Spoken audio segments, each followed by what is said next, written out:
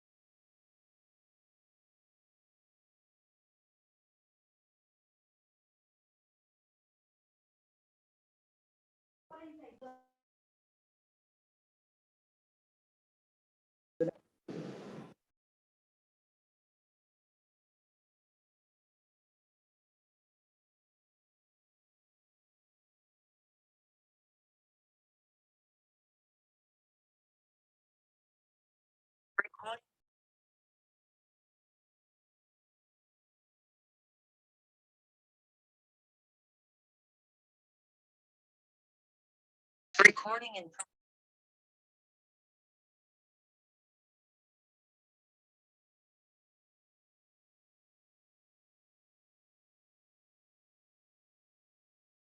recording.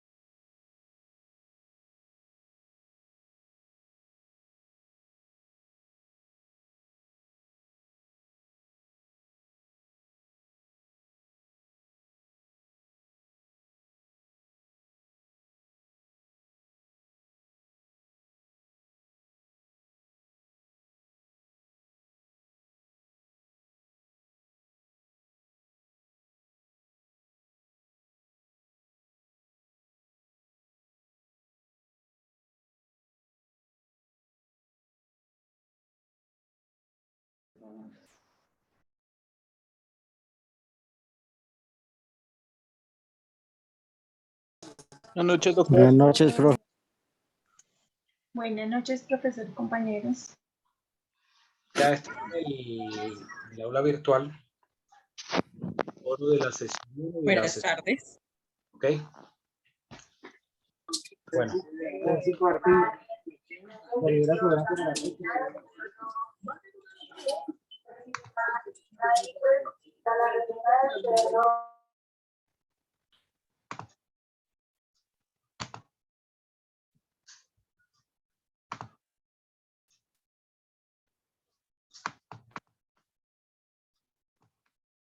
vamos a mirar unas definiciones pues, que hay de obligaciones.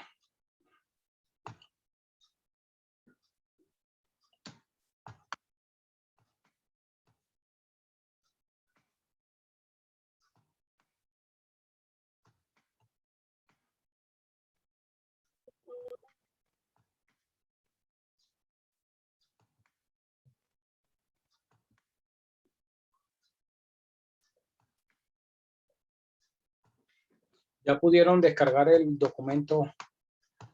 El documento Sí, que profe. Listo, bueno, ya lo voy a proyectar acá.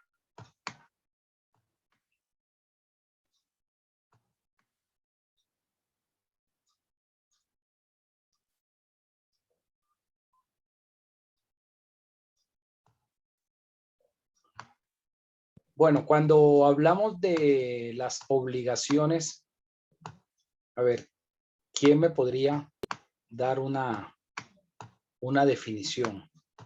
¿Qué se entiende por eso de las obligaciones?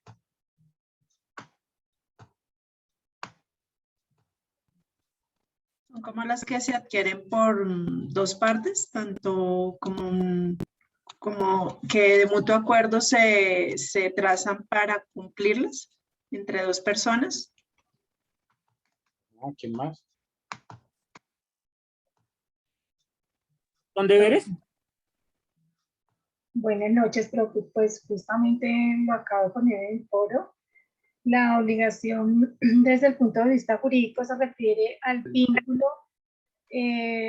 por el cual dos personas se encuentran, una se encuentra obligada con el otro a realizar una determinada prestación.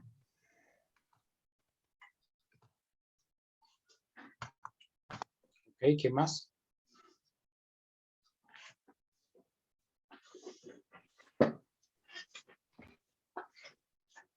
Doctor, buenas noches.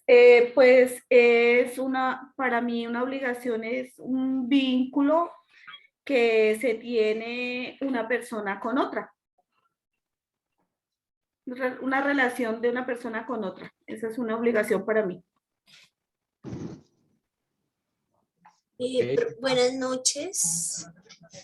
Profe, es un vínculo o un acuerdo entre dos personas que genera pues como su nombre lo dice, obligaciones, unos deberes. Entonces, una de las partes es acreedor y la otra es deudor, generalmente. Los deudores, acreedores y deudores pueden ser más de una persona que conforman las partes de la obligación. Ajá. Buenas noches, profe. Fernando López. La obligación es el cumplimiento del deber. Ajá. Bueno, y ahorita vamos a hablar de unas diferencias entre ambos términos. Morrison. Profe, pues para mí las obligaciones son como un contrato que para las dos partes se hace ley.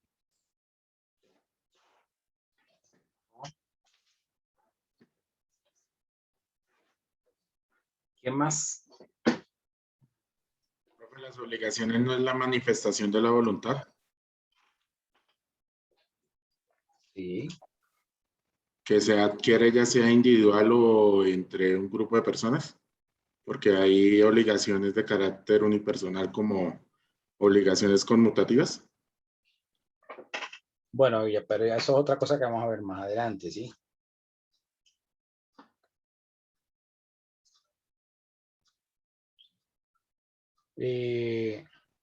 Víctor fue el que habló ahora, ¿verdad? Sí, señor. Ok, ¿alguien más? ¿Quién da más? Las obligaciones son responsabilidades que se adquieren. Sí. Azucena iba a decir algo, ¿verdad? Sí, señor, buenas noches. Profe, yo voy a decir pues parecido, que era una responsabilidad contractual que tiene como un conjunto de consecuencias jurídicas, ¿sí? entre personas. ¿Podría ser?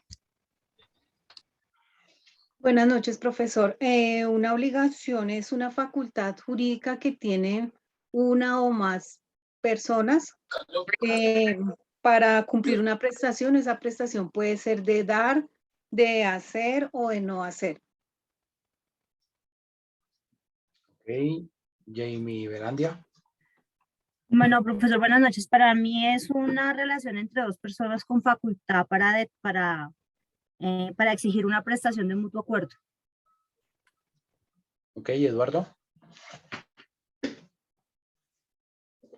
Profe, buenas noches. Para mí, pues, es un compromiso que se adquiere, una responsabilidad que se adquiere entre dos o más personas, o inclusive con una entidad jurídica, un banco, algo así por el estilo, profesor. Ok, William. Profe, sí, son obligaciones o compromisos adquiridos mediante un contrato, se podría manifestar también entre dos personas naturales o entre persona natural y jurídica o dos jurídicos, realmente. Para mí sería eso. Angie Natalie.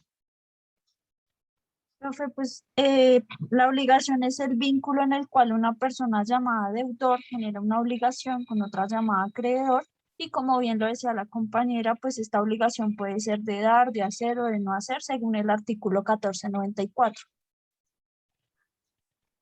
Leonardo.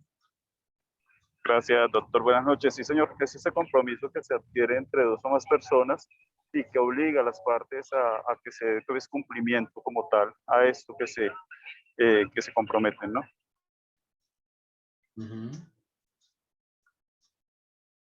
Jamie Alessandra.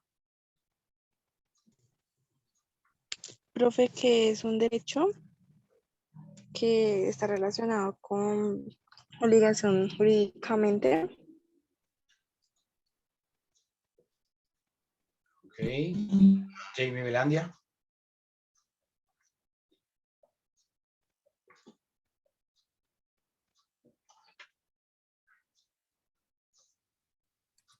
Ya, profe, ya intervení, gracias. Jacqueline.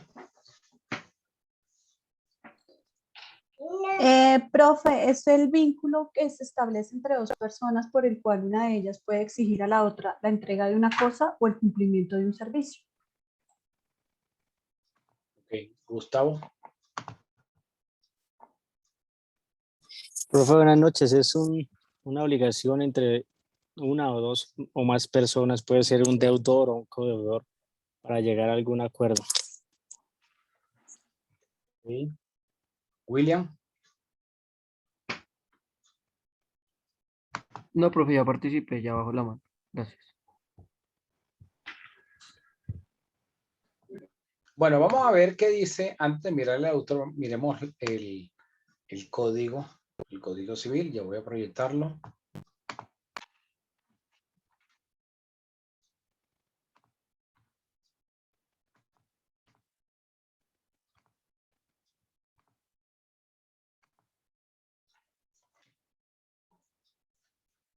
¿Ya les aparece? Sí, señor. Sí, señor, ya. Ok. Listo. ¿Quién me ayuda con el artículo 1524?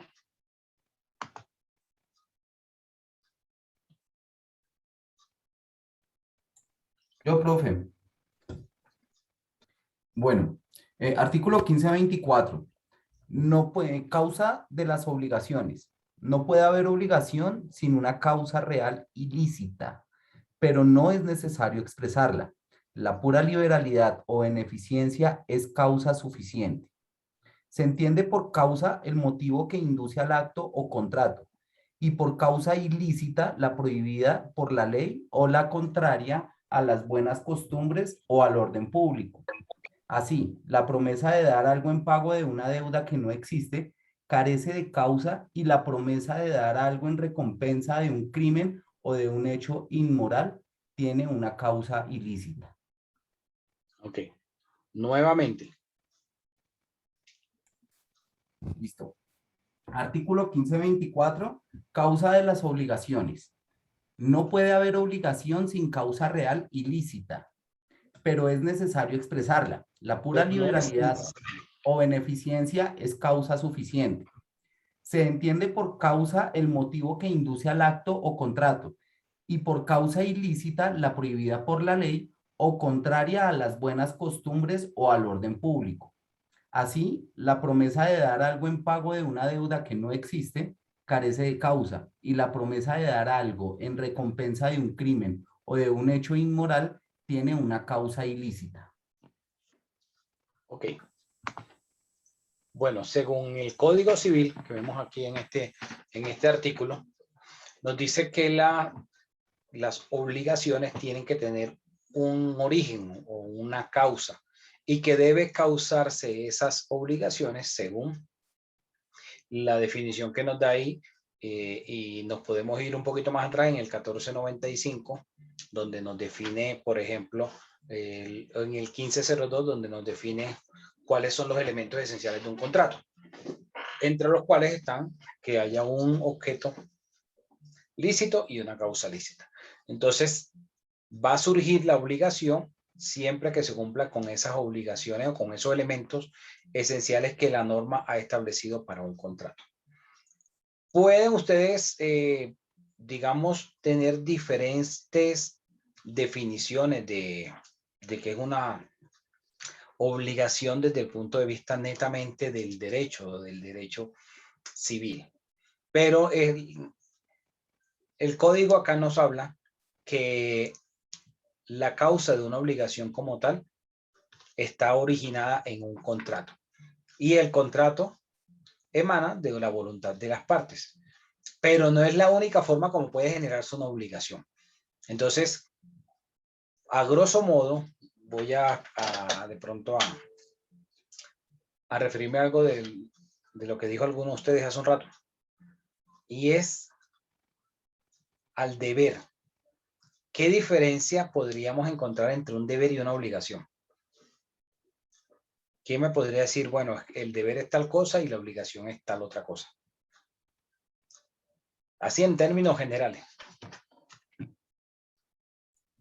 Profesor, pensaría yo que un deber es algo que precisamente está en el marco de digamos, debo pagar los servicios públicos porque esos los consumí.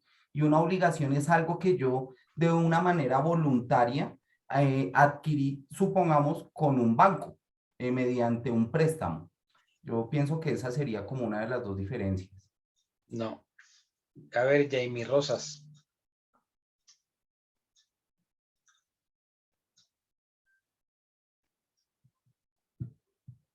Jamie Rosas, tienes el micrófono apagado. No, se congeló el internet de Jamie. Bueno, sigamos con Jean-Lip. Profe, yo podría decir que Buenas noches, obligaciones y doctor. deberes. Creería yo que el deber... ¿Aló? Sí, sigue, te escuchamos. Te escuchamos.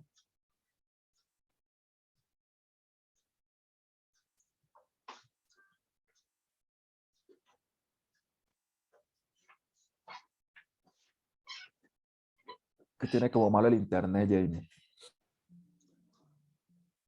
Bueno, entonces sigamos con Jean-Lip. Gracias. Podría decir que deber y obligaciones son sinónimos y pues que ellos implican el hacer algo o el no hacer. Implican es que obligación, volverlo a decir, pues algo que se tiene que hacer. O sea que son lo mismo. Son sinónimos, sí. Que es lo mismo Chana que Sebastiana. No, pero podrían implicar lo mismo. Chana es la abreviatura de Sebastiana. Eso. Luis Carlos. Profe y compañeros, buenas noches. Para mí, pues el deber parte de la necesidad moral, ¿sí? De la necesidad legal y moral. Y para mí la obligación, pues es un conjunto de normas que pues obligan a las personas. O sea que el deber no lo obliga. Sí obliga, pero desde la parte moral. Por eso, entonces si quiere puede cumplirlo y si no quiere no. Bueno. Bueno, sí, ahí sí, básicamente es como el hacer o el no hacer. A ver, Angie Natalie. Profe, pues yo creería que el deber es más como de voluntad y la obligación ya es algo que está como de manera normativa, o sea que es como más obligatorio. O sea que el deber puede cumplirse como no. Sí, digamos, sí, voluntariamente, mientras que ya una obligación ya puede ser algo que esté plasmado. A ver, Charay. Buenas noches, profe. Bueno, para mí el deber es más que todo como el comportamiento que deben de tener los seres humanos y como cómo debo actuar en sociedad. Y pues sí es más como moral si lo hago o no lo hago para poder convivir bien en sociedad. Y las obligaciones es como, digamos, lo que nosotros a medida que va pasando el tiempo adquirimos, pero ya es por, digamos, normativa o legal. pero los dos pueden ser prácticamente lo mismo. Alguien que me vaya buscando, por favor, el artículo 19 del Código de Comercio. A ver, Gustavo. Profe, buenas noches. Pues para mí el deber es un compromiso y la obligación es un vínculo de una relación jurídica.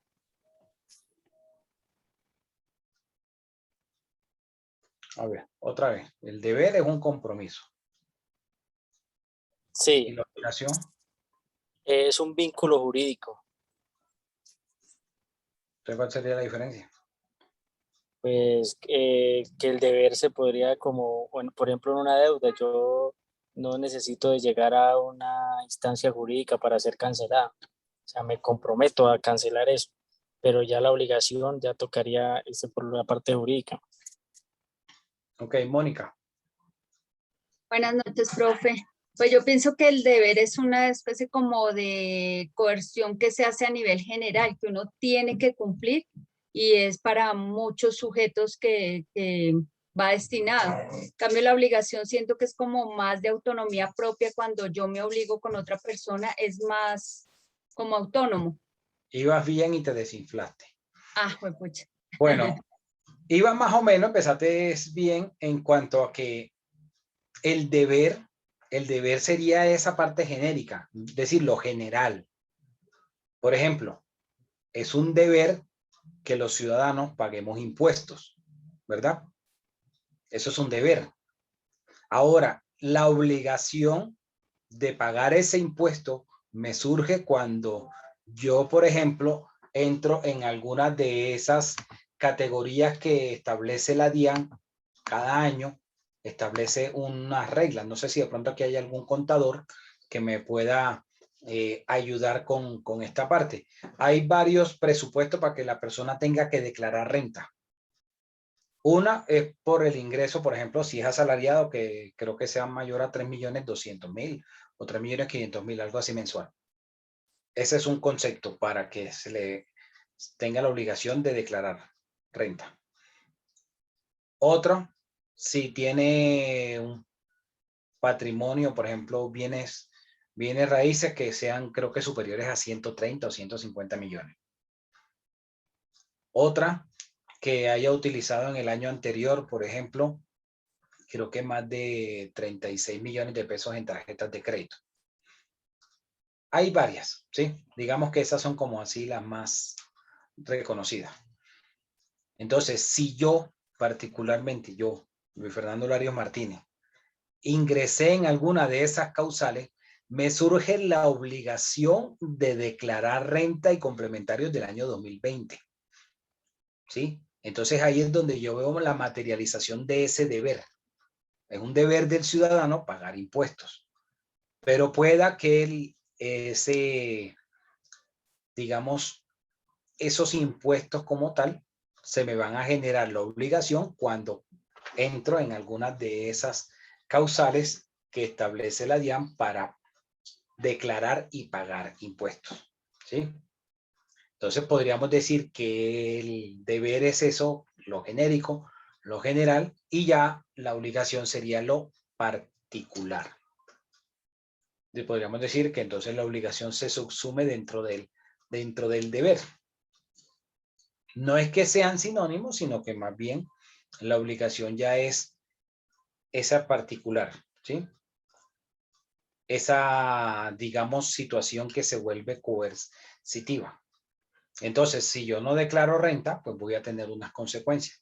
¿Cuáles van a ser las consecuencias? Entonces me va a llegar una invitación diciéndome que soy omiso, que no declaré. Y entonces tengo que presentarla. Y solo por el hecho de haber sido declarado omiso por no presentarla dentro de la oportunidad, dentro del plazo que tocaba, me tocaría entonces pagar una multa por extemporaneidad, independientemente si toca pagar o no toca pagar en la declaración. Entonces, ahí es donde se volvería esa particularidad. Dime, Andrea. Hola, para acá una pensión alimentaria. No te escuché porque se te escuchó entrecortado. ¿Puedes repetir? Hola, profe. Un ejemplo de obligación sería un divorcio, ya que con alimenticia. No necesariamente, pero ya vamos a buscar la respuesta. Alguien que me ayude con el artículo 411 del Código Civil.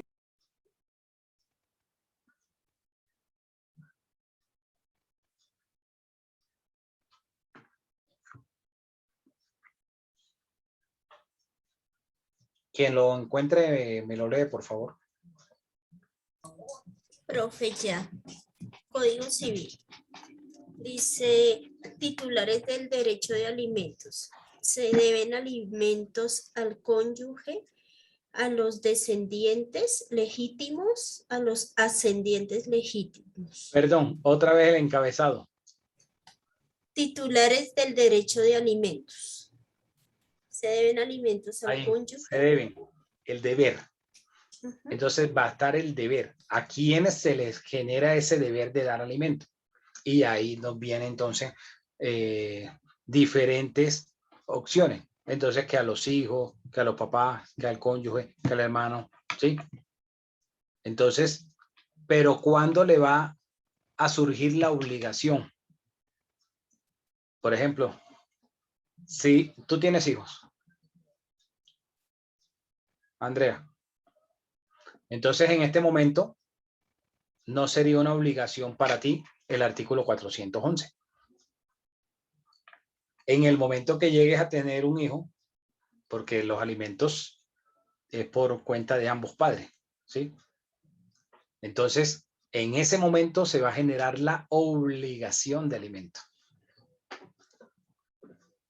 Pero la norma nos dice aquí, el artículo 411, que se le deben alimentos. O sea, es un deber dar alimentos a estas personas que establece en ese orden el Código Civil. ¿Sí queda clara esa diferencia entonces entre el deber y la obligación? Sí, señor. ¿Seguro? ¿Nos podría regalar otro ejemplo, por favor, profe? Alguien que me lea el artículo 19 del Código de Comercio. Acá lo tengo. Ya, profesora, acá lo tengo. Dice Código de Comercio, artículo 19, obligaciones de los comerciantes. Es obligación de todo comerciante, 1, matricularse en el registro mercantil. 2, inscribir en el registro mercantil todos los actos. El encabezado otra vez. Artículo 19, obligaciones de los comerciantes. Es obligación de todo comerciante. Entonces, pero arriba, antes de que empezara el artículo, ¿qué decía? Deberes de los comerciantes. Exacto. Deberes, en términos general, de todos los que se dedican a ejercer el comercio. Pero entonces ya cuando empieza a hablar del comerciante como tal, como esa persona que realiza esos actos de comercio, entonces ya dice que tiene unas obligaciones muy puntuales. ¿Y cuáles van a ser esas obligaciones puntuales? Matricularse en el registro mercantil. Bueno, eso lo verán después en derecho comercial, pero matricularse en el registro mercantil, llevar contabilidad, inscribir en el registro mercantil todos los actos que la ley le ordena, conservar la correspondencia, abstenerse de ejecutar actos de competencia leal. Ya esa es la obligación cuando la persona tiene la calidad. Y esas obligaciones le surgen de esa generalidad que hay en cuanto a todas las personas que ejercen esa labor del comercio.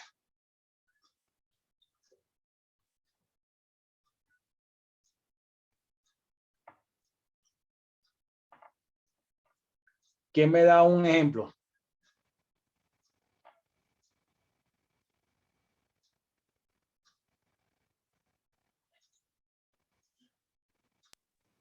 Ejemplo, sería una empresa cuando contrata a un empleado.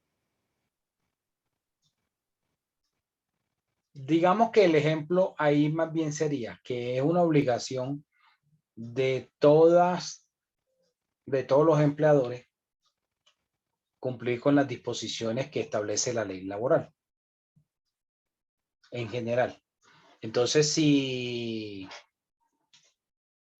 Julio Roberto ingresó a trabajar en X, en la empresa X, entonces la empresa X tendrá que cumplir con las obligaciones que tiene como empleador. ¿Qué obligaciones? Proporcionarle un vestuario de labor, proporcionarle unos descansos remunerados, proporcionarle un salario, pero esa obligación le va a surgir al empleador ya en virtud de esa contratación o de ese vínculo con Julio Roberto. Dime, Jesús. Gracias, profesor. No sé si quizá aplique también en el caso de una persona que esté bajo contrato de prestación de servicios, la obligación es pagar los aportes para fiscales mes a mes. Bueno, te refieres cuando está haciendo una labor que es constante y que hay un pago mensual. Lo que dijo ayer el Consejo de Estado, que prohibió que las entidades públicas, y no es la primera vez que una alta corte lo dice. Eso ahorita está en boga porque lo dijeron ayer, pero hay sentencias de los últimos 10 años donde más de una corte lo ha dicho. Por lo menos la Corte Constitucional ya lo había dicho hace varios años. La ley esta, la del primer empleo, la del 2010, la 1429, ya lo había dicho también, la ley. Entonces, eso no es nuevo, pero por ejemplo, en el caso del ejemplo que colocas, podría entonces establecerse que sería la generalidad, o sea, como el deber de que dentro de los contratos, los contratistas cumplan con la norma en general. Y ya a nivel del contrato particular de prestación de servicios, entonces ese contratista cumpla con lo que se establece por parte de, digamos, de la ley laboral, de la seguridad social, de pagar sus aportes en seguridad social de forma independiente, ¿sí?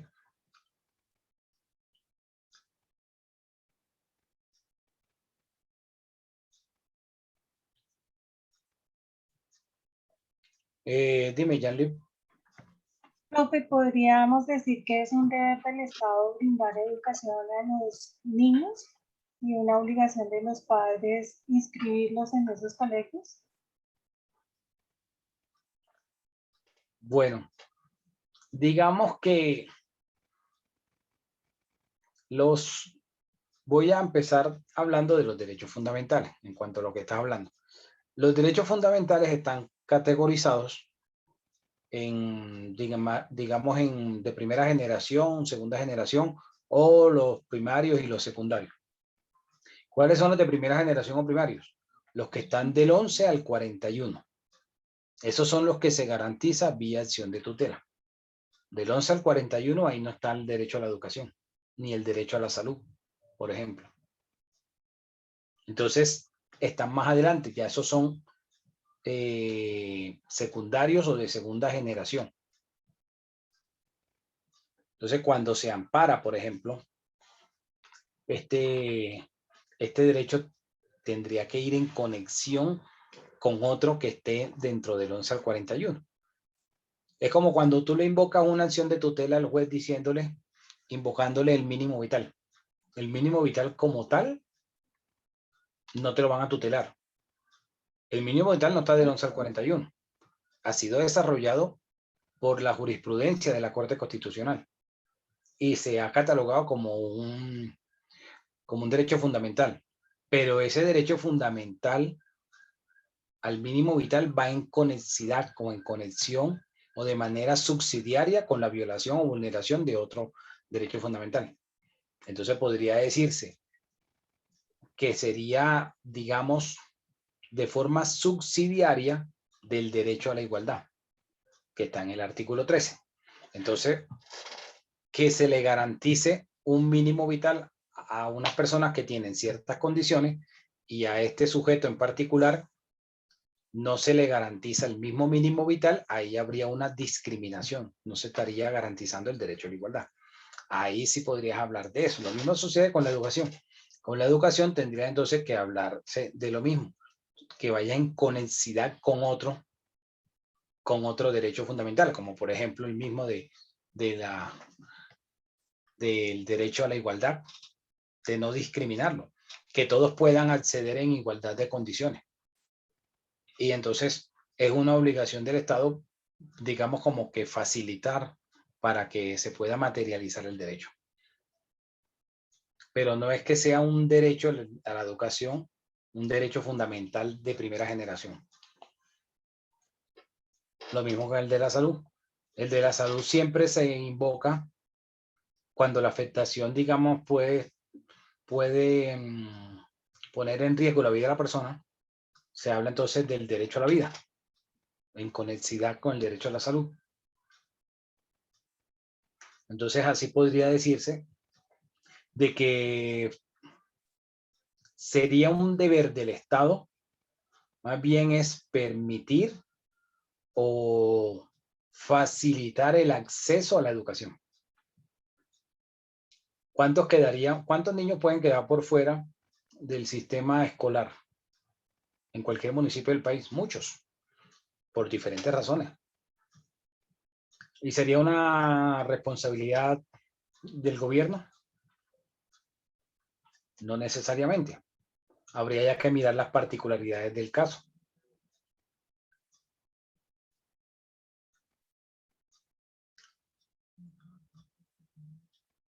¿Alguna otra pregunta o aporte? Bueno, vamos a mirar. Entonces vamos a proyectar.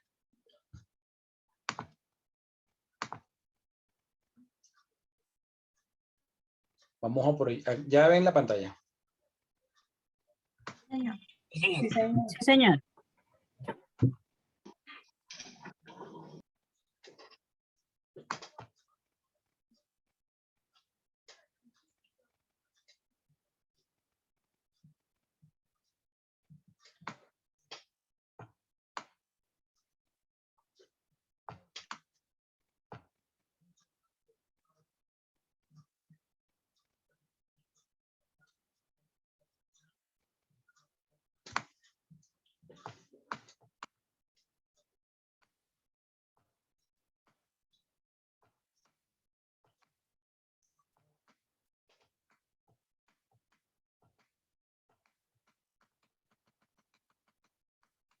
¿Qué me ayuda aquí leyendo? En donde empieza este párrafo. Hemos mencionado. Yo, doctor. Hemos mencionado la generalidad del derecho de obligaciones. Las personas naturales y jurídicas permanentemente generan y extinguen obligaciones. Usualmente ello pasa inadvertido porque tales obligaciones sobreviven en los actos propios de la vida cotidiana. Tan solo un momento y sus consecuencias suelen ser irrelevantes. Nos referimos, por ejemplo, a la adquisición de bienes para el consumo doméstico o al transporte en vehículos públicos. Sin embargo, si en alguna ocasión adquirir bienes para el consumo doméstico o usar un vehículo público perjudicar a la salud o afectar a la integridad física, entonces la relación obligacional podría adquirir singular trascendencia al entrar en juego todos los mecanismos de la responsabilidad.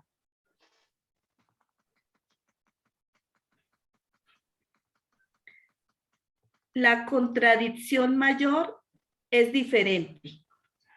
Un sofisticado contrato de enajenamiento o determinadas obligaciones de hacer o de no hacer pueden revestir trascendencia tan significativa que determine la aplicación de diversas instituciones del derecho de obligaciones.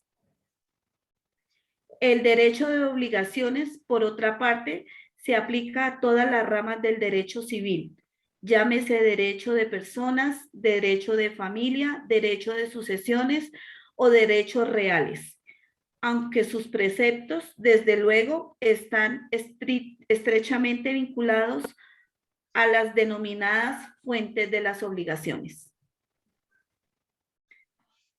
Por el derecho de obligaciones no se agota dentro del propio derecho civil.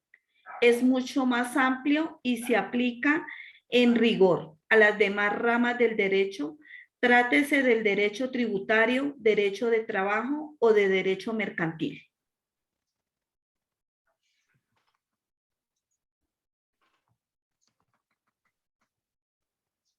Este carácter general y la singular importancia de la teoría de las obligaciones han inducido a algunos autores a decidir que ellas deben integrarse en la parte general del derecho civil. Con más énfasis adopta esta tesis es Marcel Plaignol en el prefacio del tomo 2 de su Tratado Elemental de Derecho Civil, cuando expresa que si se quisiera organizar para el derecho civil un método de enseñanza apropiado a este género de estudios, debería analizarse en primer lugar la teoría general de las obligaciones. Cuando el estudiante sepa lo que es un acreedor y un deudor, cómo se es acreedor y deudor y cómo se deja de serlo, podrá comprender inmediatamente y sin esfuerzo las teorías e ideas que no asimila actualmente, sino en forma muy imperfecta y con dificultad.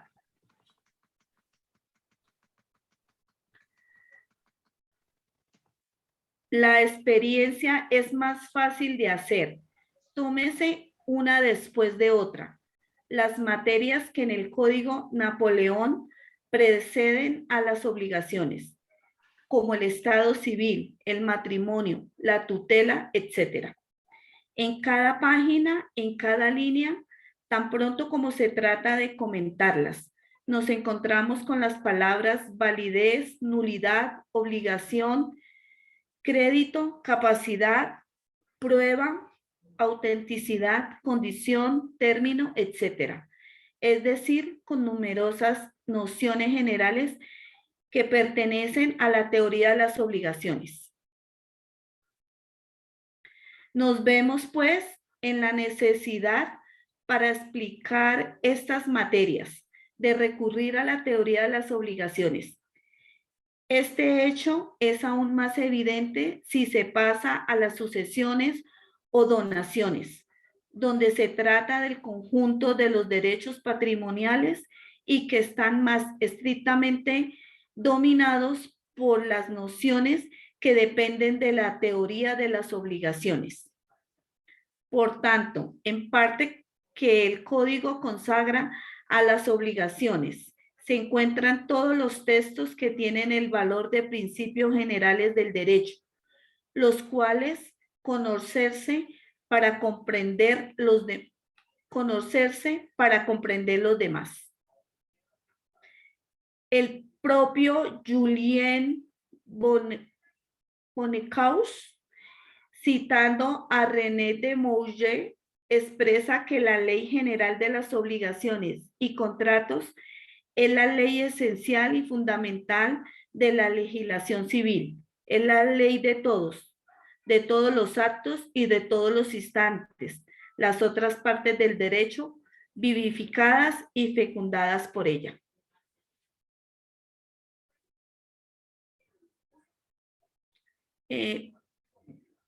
Vivificadas y fecundadas por ella, conducen a la misma o de ella se derivan.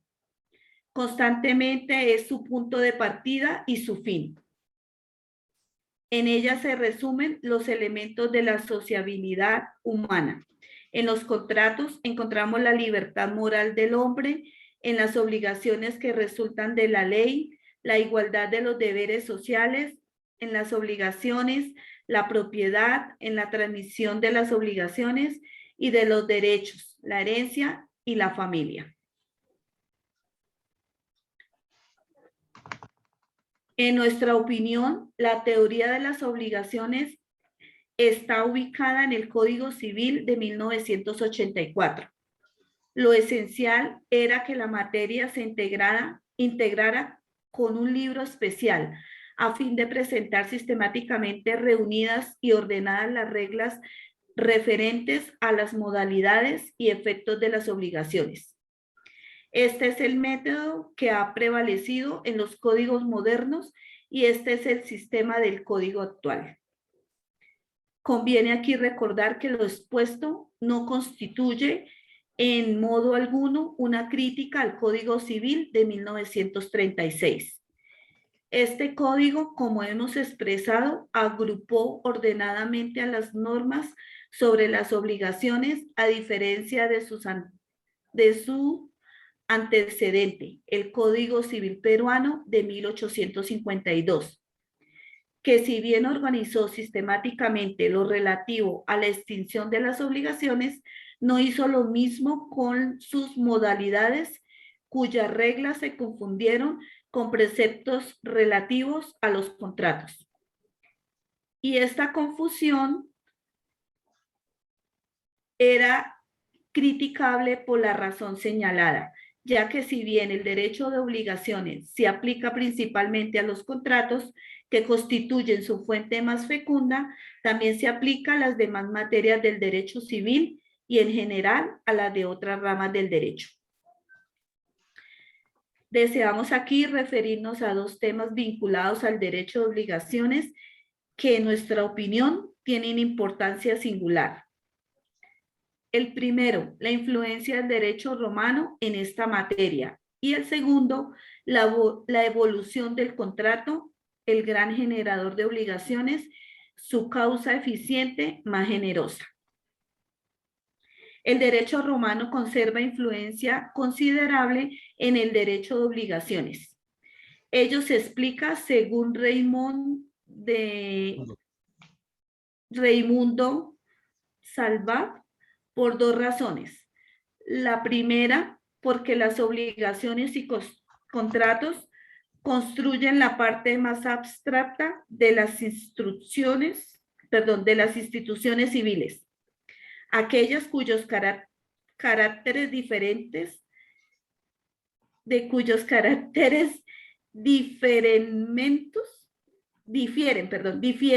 menos de un pueblo a otro, mientras que otras materias de derecho civil, como la organización de la familia, los regímenes hereditarios o la propiedad, tienen en cada país características y modalidades propias.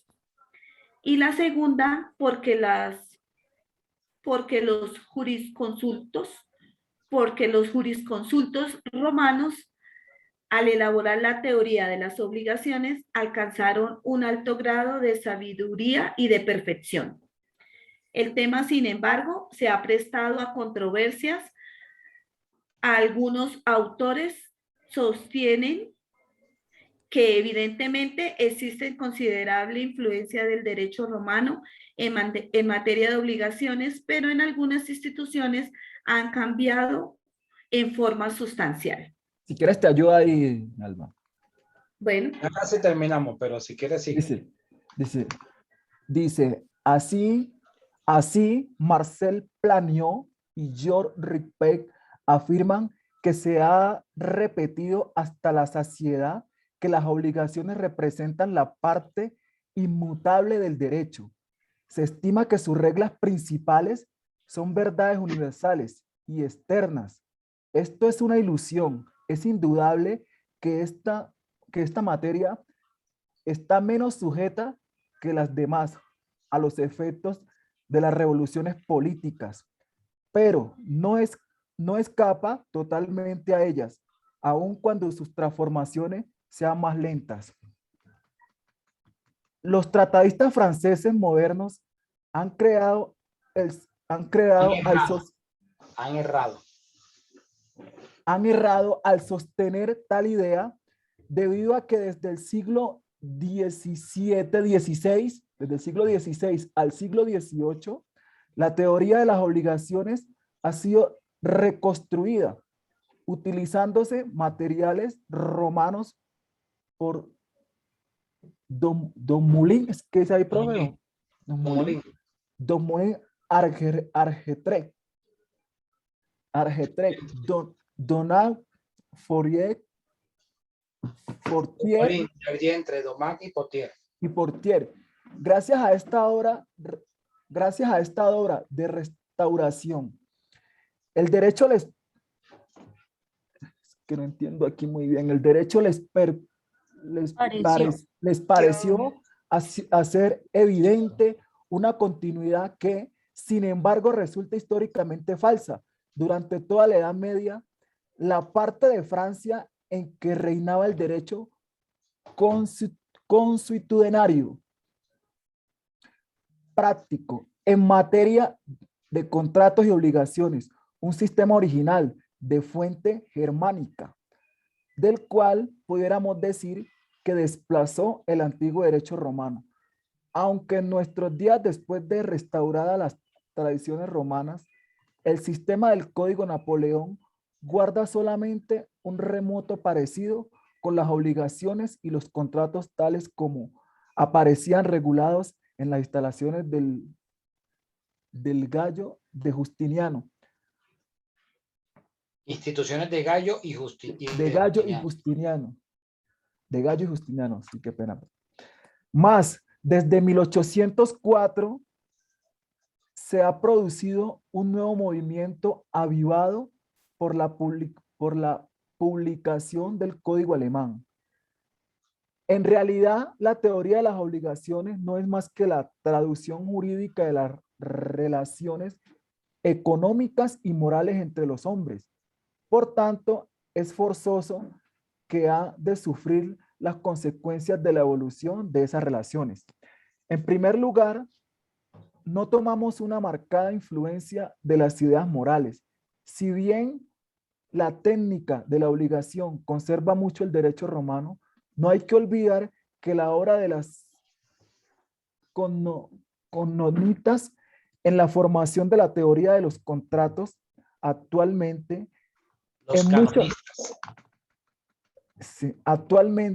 en muchas cuestiones ardientemente discutidas.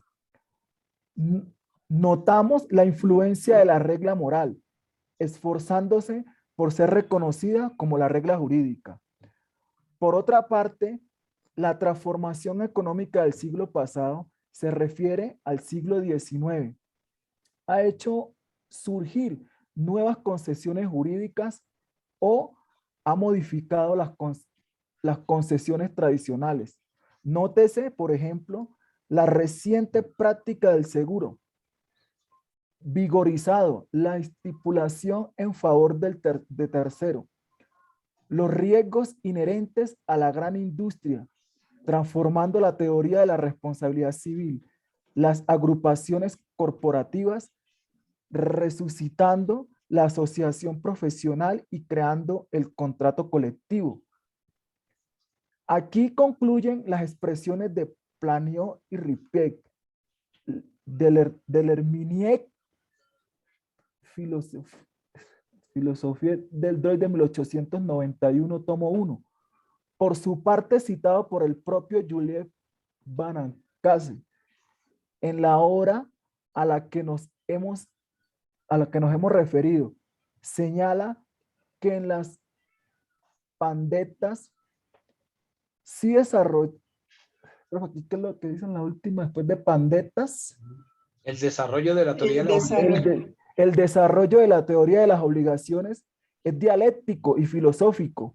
La doctrina se ha confundido con las singularidades de la historia y nos ha legado una mezcla de detalles indigestos y de principios siempre verdaderos, de sutilezas infinitas que aún nos embarazan. Portier, en su excelente Tratado de las obligaciones. Tratado de las obligaciones estableció un método, pero no la reforma de esta herencia histórica. Los redactores del Código Civil delinearon las explicaciones de Portier, pero no trataron esta materia con independencia filosófica. Única capaz de aclararla así.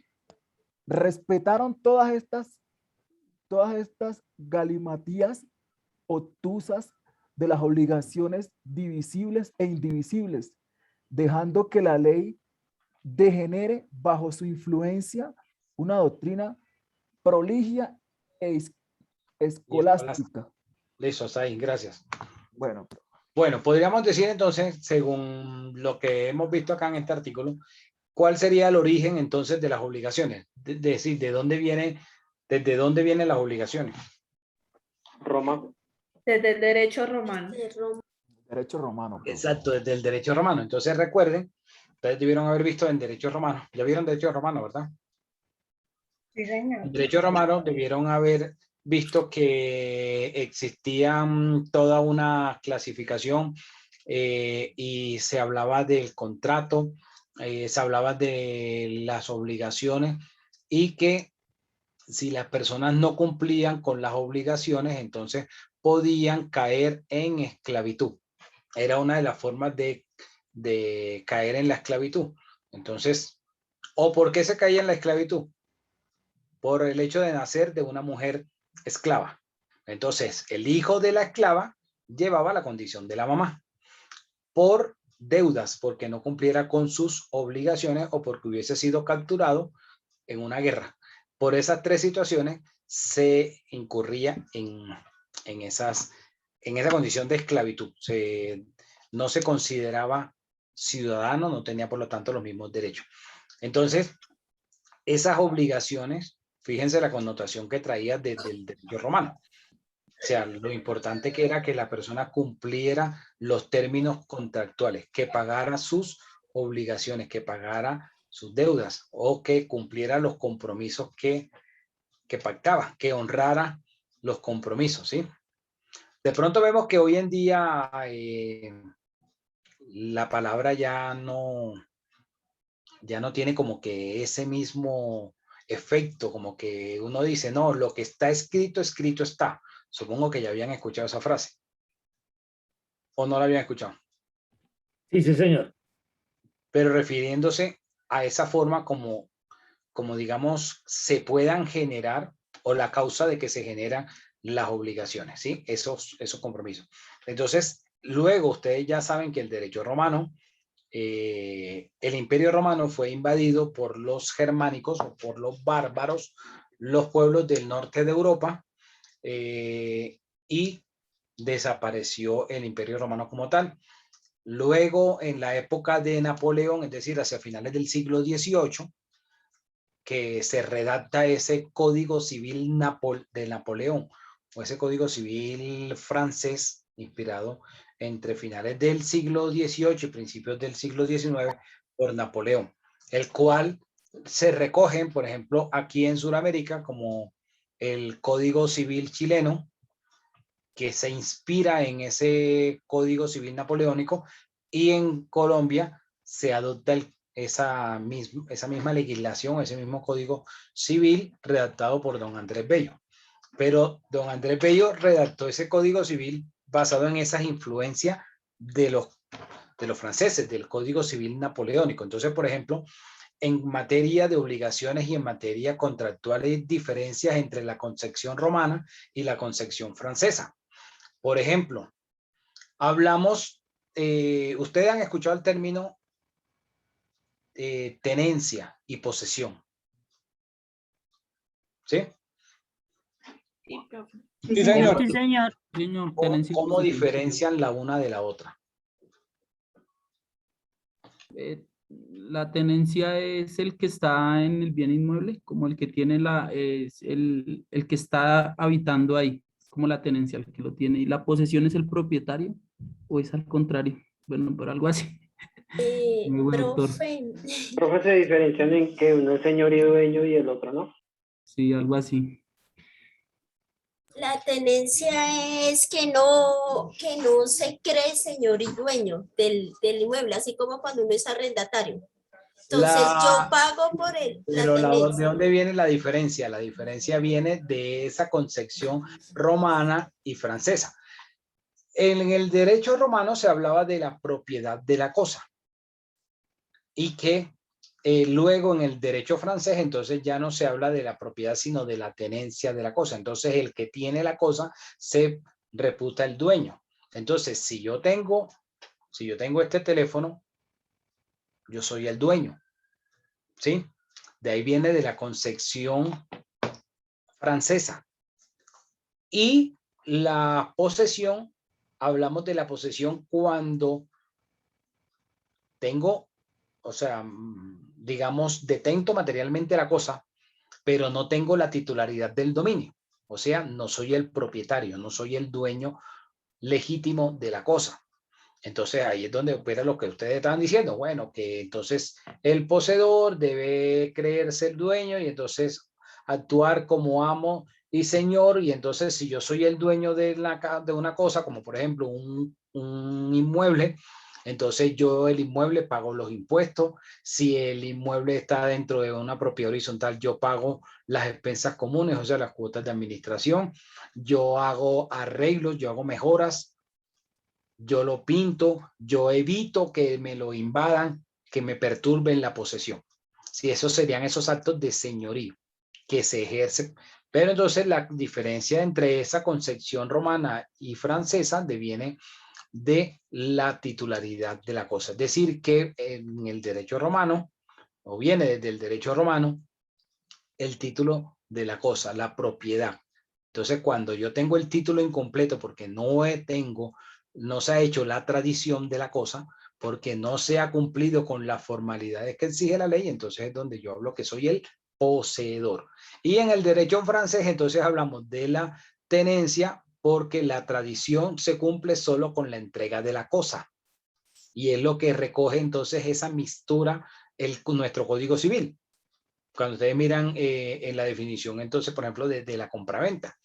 Entonces, la compraventa, el contrato de compraventa, el código no dice que debe ser escrito.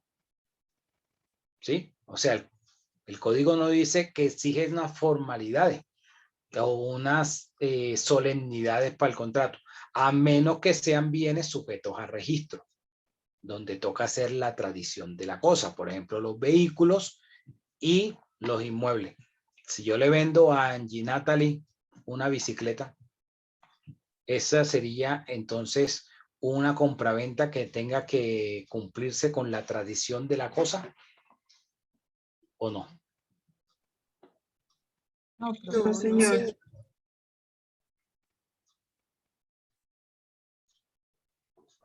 Yo diría que no.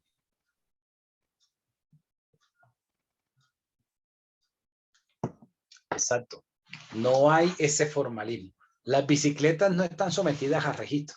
Yo sé que de pronto usted va a decir, pero es que la policía hay un registro, pero legalmente no exige, o sea, las bicicletas como los celulares no están registrados en ninguna parte. O no hay esa tradición de la cosa. O sea, si yo lo voy a vender a Jesús el celular, yo solamente le entrego el teléfono y listo. No tenemos que ir al operador celular ni a ninguna parte, sino es que ahora este email o este número, este teléfono con el email número tal, ya no va a ser de Luis Fernando Lario, sino que va a ser de Jesús Alberto Córdoba, ¿no? Basta solo con la entrega de la cosa. Ahora, entonces, si yo se lo vendo, ¿qué sería lo ideal para demostrar que yo soy el dueño? Que yo conserve la factura, que la tenga y al entregarle el artículo a Jesús, le digo, tome, esta es la factura.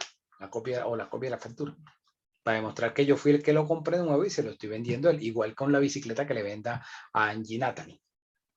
Entonces, llevándolo al campo de las obligaciones, cuando se trata, por ejemplo, de una compra-venta de un bien que la ley le exige esos formalismos o solemnidades, ahí le surge la obligación para el vendedor de la cosa. ¿Cuál obligación? De hacer la tradición. O sea, hacer el traspaso. Por ejemplo, si es un vehículo, entonces diligenciar toda la documentación del traspaso del vehículo, o si es un inmueble, pues entonces hacer la respectiva escritura pública y llevarla a la oficina de registro.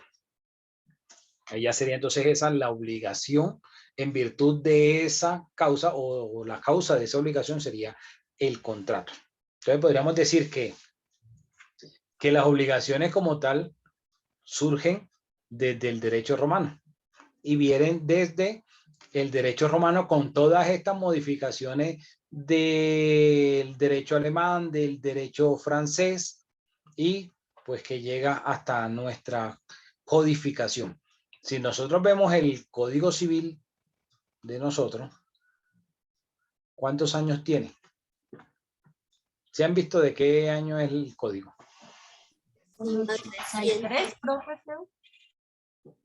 1873.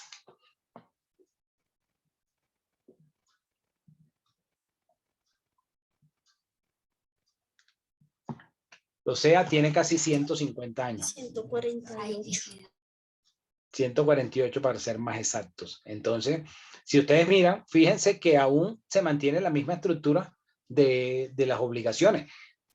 Pero en todos estos avances en casi siglo y medio, hay nuevas formas de que surjan obligaciones.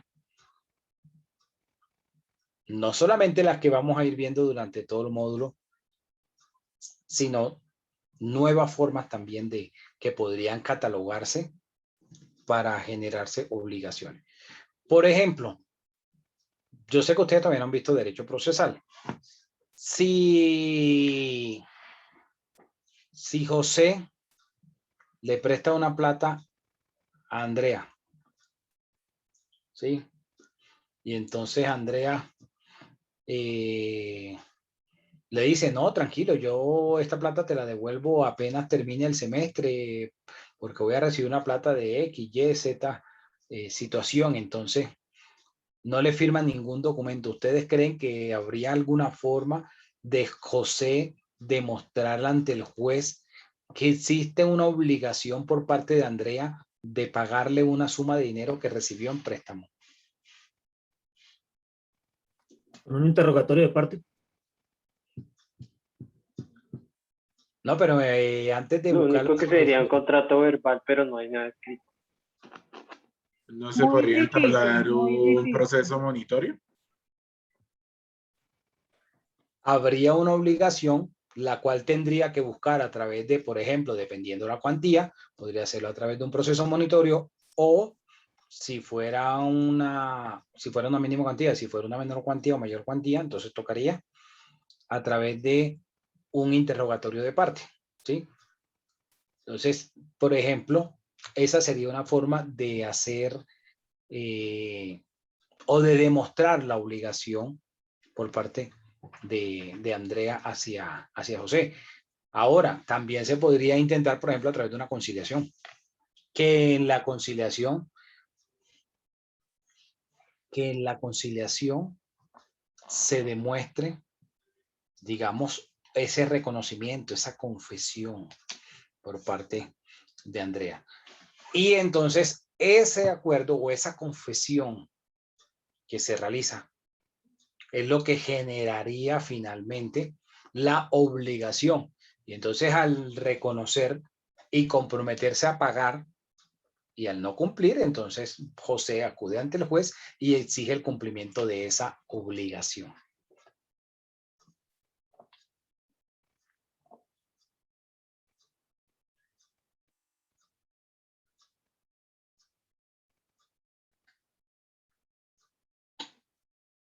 ¿Dudas, preguntas?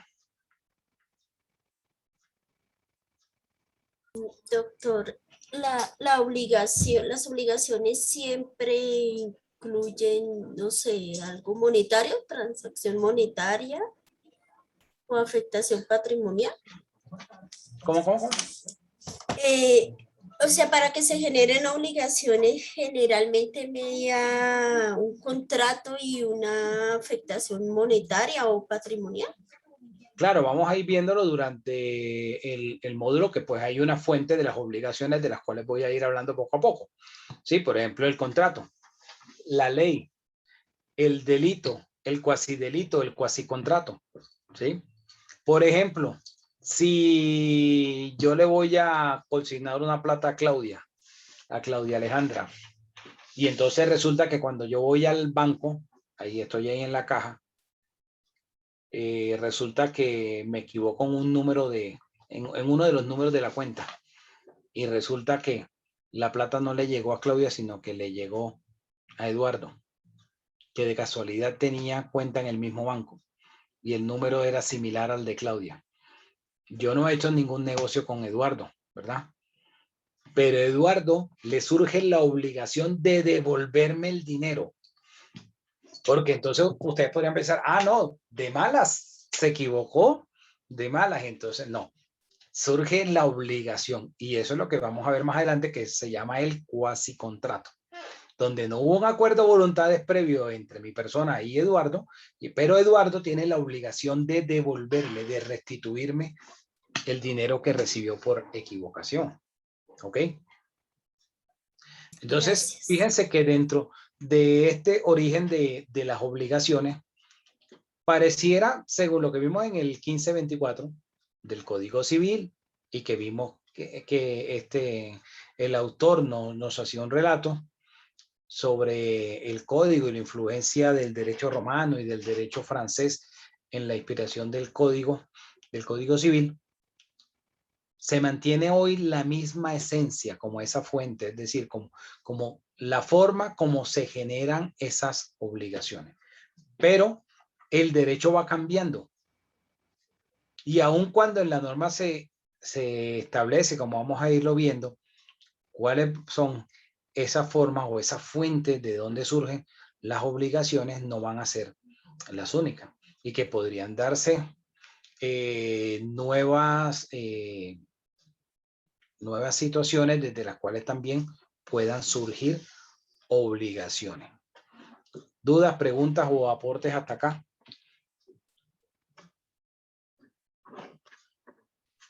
Profe, sí, respecto a lo que tú le decías a Claudia, cuando hay una obligación de devolver el dinero, cuando hay una equivocación de esas, se está utilizando últimamente también como estafa. Hay que tener también cuidado en eso. No necesariamente. Ok.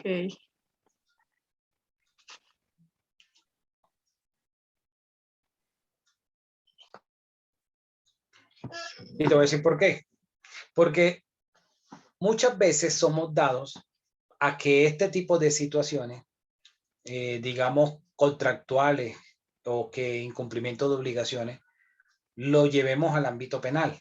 Y es porque podemos pensar que el hecho de formular una querella, o sea, una denuncia penal, eso se va a traducir en una agilidad del sistema, y entonces la persona que se le denunció, al ver que la fiscalía le va a imputar cargos ante el juez por un delito de estafa y tal, entonces la persona va a responder más rápido. Eso es lo que muchas veces está en el imaginario. Y hay, digamos, como una línea muy delgada, o aun cuando pueda considerarse también por la vía penal, es 1000 veces mejor irse por la vía civil si la persona tiene que perseguirlo. ¿Por qué? Porque no es, digamos, no es ninguna mentira que nuestro sistema penal está colapsado. O sea, nosotros no vemos agilidad en las actuaciones penales. Y es lo que de pronto a veces ustedes escuchan que termina una impunidad con unos altos porcentajes, que por allá solo el 10% es lo que llega a resolverse y hay un 90% alto de impunidad, ¿sí? Entonces, porque el sistema está concebido para que se vea la agilidad de la actuación solo cuando hay flagrancia. Y la flagrancia se da cuando cogen a la persona con las manos en la masa, como diríamos popularmente. Lo cual no va a ocurrir en todos los eventos. Entonces, por ejemplo, llevándolo a un plano de un contrato, de unas obligaciones que surjan dentro de un contrato, no habría flagrancia. Sería muy difícil que se pudiera configurar la flagrancia. Y si no hay flagrancia, la investigación duerme el sueño de los justos. ¿Por qué? Porque el problema realmente, como yo lo decía ayer, el problema no son los jueces. El problema, quizás, o una de las formas de ir resolviendo el problema sería aumentar el aparato de investigación de la fiscalía. Que haya más investigadores. ¿Cuántos investigadores hay? Muy poquitos por despacho. Entonces, ahí al tener una mayor capacidad de investigación podrían acelerarse las actuaciones. Entonces eso conlleva a que una actuación que se lleve por una estafa, se coloca la denuncia, hasta que llegue a feliz término, con una sentencia condenatoria, se puede tomar perfectamente 5 años o hasta más. Perfectamente. En mi oficina lo acabo de ver. Mi cliente formuló una denuncia hace como unos 5 años más o menos aproximadamente. Hasta que presionamos y se logró que la fiscalía le imputara cargos a la persona, a la señora. Y era un asunto que es contractual. ¿Sí? La señora le vendió un predio, estaba embargado, nunca fue a firmar la escritura, después le dijo al señor, deme no sé cuánto plata más, o deme el saldo y présteme para ir y pagarle a la entidad, cancelar la hipoteca, desembargar y entonces poder hacerle la transferencia del bien a usted. Y hasta ahorita, hasta la semana pasada, fue que salió la sentencia condenándola a 5 años y pico, como a 64 meses. Y el proceso se duró como 4 o 5 años, aproximadamente. Mientras que por el lado civil, la misma situación, yéndose ante el juez civil, el juez tiene la obligación de dictar sentencia en 1 año, máximo 1 año y medio. Entonces se dan cuenta la diferencia. Entonces a veces uno piensa, la persona cuando ve o cuando se sienta que va a ir preso, entonces va a buscar y va a responder y va a cumplir. Pueda que sí, como pueda que no. La mayoría de las veces no sucede. O al menos que es una persona de bien que, digamos, se vio envuelto en esa situación y pueda que quiera resolver mucho más rápido para evitar. Pero si es una persona que está acostumbrada a ese tipo de situaciones, ni le va a resbalar la denuncia. Entonces, a veces la recomendación, o por lo menos la recomendación que yo le hago a los estudiantes de consultorio jurídico es tratemos de evitar que las cosas lleguen al ámbito penal, porque si no se le genera unas expectativas a la persona y después se va a desinflar por la demora que hay en el sistema. Entonces, no es, digamos, porque no opere la justicia, sino que está tan colapsada porque a veces la persona piensa, bueno, esto es una estafa, le pongo la denuncia, van a meterlo preso rápido, entonces ya la persona se imagina que está poniendo la denuncia y ya se imagina que en poquito tiempo la otra persona va a estar tras la reja. Y eso pueden pasar años para que suceda. Años. Ahora, si no hay cómo perseguirlo civilmente, pues no queda otra vía que irse por esa vía, por la penal. ¿Ok? Entonces, puede darse la situación por ambas partes, tanto por lo civil como por demostrar de pronto la comisión de un delito originado en la celebración de un contrato. Hablando, digamos, entre particulares, de estas obligaciones que surgen entre particulares. Este derecho de las obligaciones, pues, que estamos viendo es netamente de derecho privado, ¿ok? De derecho civil. De pronto ustedes pensarán, bueno, y cuando firma una entidad pública un contrato, entonces, ¿qué pasa? Cuando una entidad pública celebra un contrato, se le aplican estas reglas de derecho privado, del derecho civil.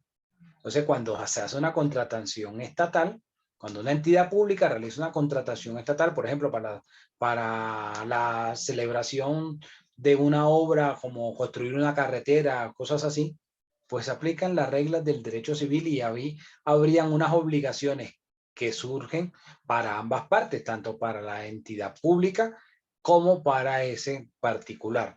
Y entonces la entidad pública igualito tendría unas obligaciones como cualquier particular, como por ejemplo realizar los pagos. Y ahí es donde uno entonces analizaría ejemplos como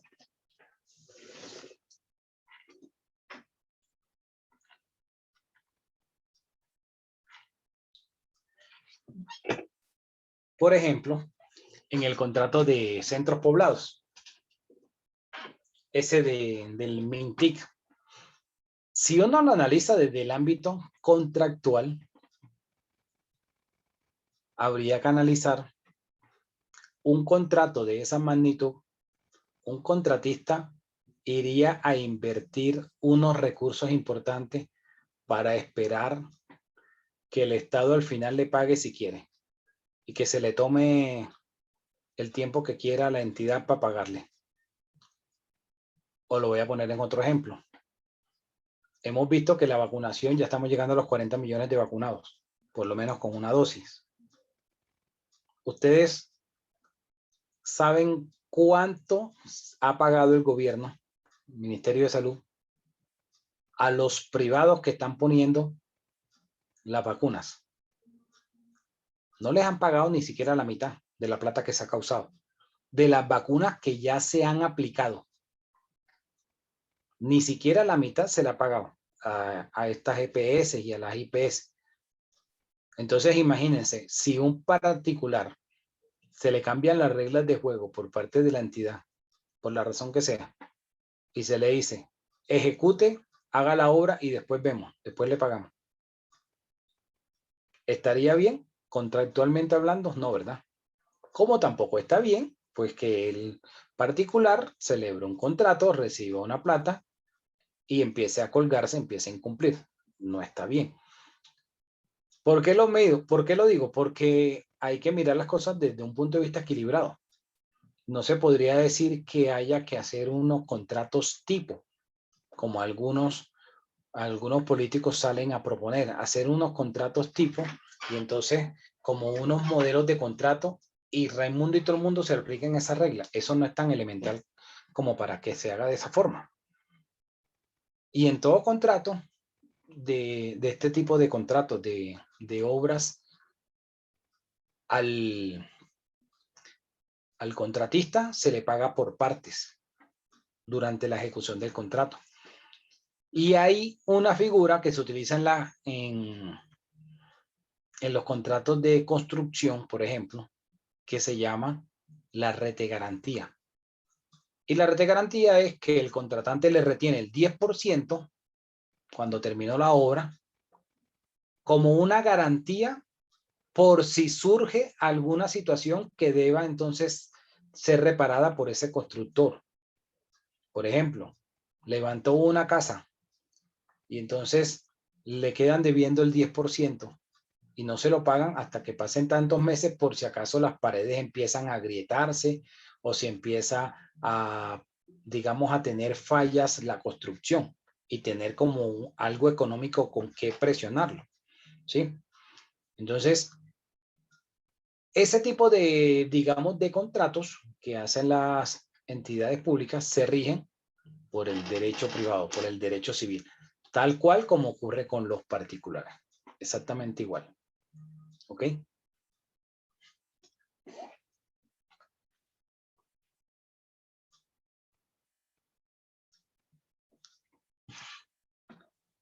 ¿Dudas, preguntas, comentarios?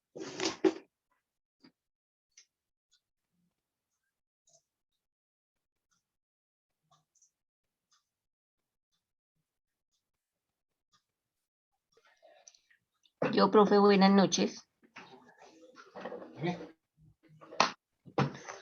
Sí, profe, para hacer la siguiente pregunta, por lo menos en lo de la cuestión de obligaciones, por lo menos en la cuestión de esto de los elefantes blancos por parte de la alcaldía cuando estuvo apoderado el doctor, ¿cómo se llama ese doctor? Ya no me acuerdo.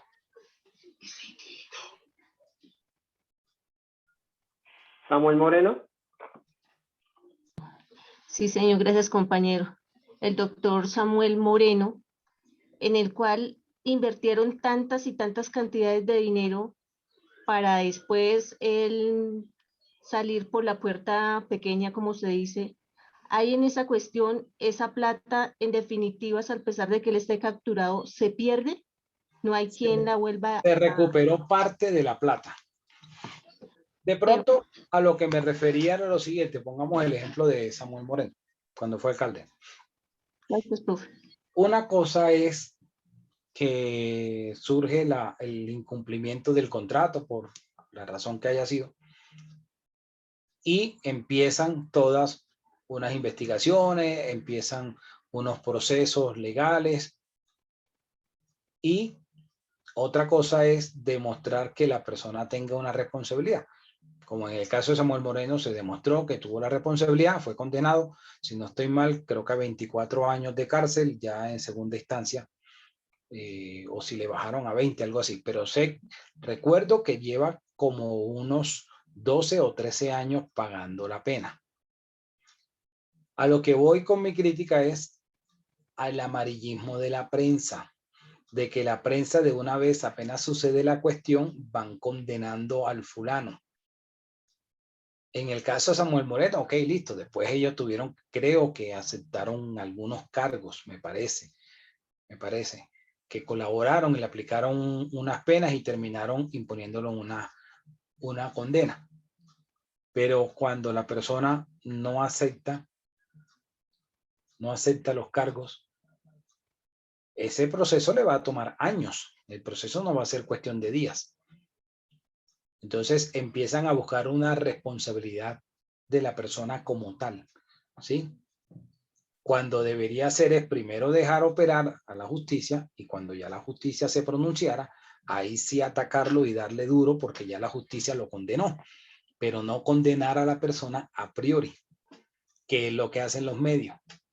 Analízalo para que vean, los medios pasa una situación, cualquiera que sea, tan y de una vez van condenando al fulano. De una vez. Y la justicia se va a tomar meses o años porque la justicia tiene sus etapas, tiene sus procedimientos. Eso no es que de un día para otro, en ningún país del mundo. Entonces, cuando ya quieren pronunciarse, después de mucho tiempo, pues ya la persona le dañaron su honra. Y los familiares. Entonces, por ejemplo, imagínense ahorita todos los que sean familia de Abudinen, de Karen. ¿Ustedes se imaginan el bullying que le estarán haciendo sin que tengan velas en el entierro? Sin que hayan tenido nada que ver con ese contrato ni con la función que hizo esta funcionaria, con el ejercicio de esa funcionaria. A eso me refiero. Porque es que al final la justicia sale. La justicia tarda, pero llega. Dicen por ahí. Tarda, pero llega. Entonces ahí en ese momento cuando uno podría rajar del prójimo y decir, sí, el fulano tal se robó tal cosa porque lo condenaron a tanto tiempo y tal, se pudo demostrar. Dime, Claudia. Doctor, porque por ejemplo, cuando alguien, bueno, un contratista del Estado, digamos, cumple todo, pero le dilatan el pago, porque es tan difícil que ellos, no sé, luchen contra eso? Es decir, puede que hayan cumplido todos los requisitos, hayan entregado la obra, pero les dilatan y les dilatan y les dilatan el pago y como que así interpongan acciones legales, nunca prosperan. ¿Por qué sucede eso? Podrían suceder por diferentes causas, pero muy bien lo que tú dices. Y en esos eventos, la prensa callada, no dice nada. Ejemplos hay miles. Puse ahorita el de la salud porque hasta hace unos 2 o 3 meses leí que le debían no sé cuánto y apenas llevan como el 10% que le habían pagado a la gente que estaba aplicando las vacunas y ellos estaban cumpliendo. Entonces ahí en esos casos, ¿qué pueden hacer ellos? Ir al mono de la pila porque no le queda otra opción. Pero entonces cuando la cuestión es a la inversa, entonces ahí sí a la pobre persona, el pobre particular, todo el peso mediático que le cae. Por ejemplo, a veces las entidades quedan debiendo o se obtiene, digamos, un fallo administrativo, y para cobrarlo va a depender de muchos factores, por ejemplo, del presupuesto de la entidad, de que destinen parte para pagar condenas, para pagar sentencias judiciales. Y entonces toca esperar mucho tiempo para poder materializar esas platas. Sí, es cierto.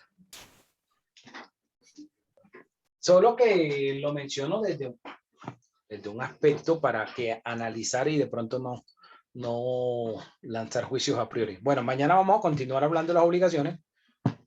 Mañana hablamos de la noción de derecho personal y de los elementos de la obligación. ¿Ok? ¿Cómo van con el tema de los grupos? En un ratico le mando por el interno a la monitora lo que cada grupo va a exponer, ¿vale? Va a ser, lo que se va a exponer es fácil. Dentro de la clasificación de las obligaciones, entonces el grupo 1 va a hablar de tal cosa, de las obligaciones tal, el otro de las obligaciones tal, y así. ¿Ok? Ok, profe. Señor, gracias. Gracias, doctor. Listo, profe. Buenas noches, profesor. Bueno, nos vemos mañana. Feliz noche. Hasta mañana. Buenas noches, profesor. Que descanse. Muchas gracias.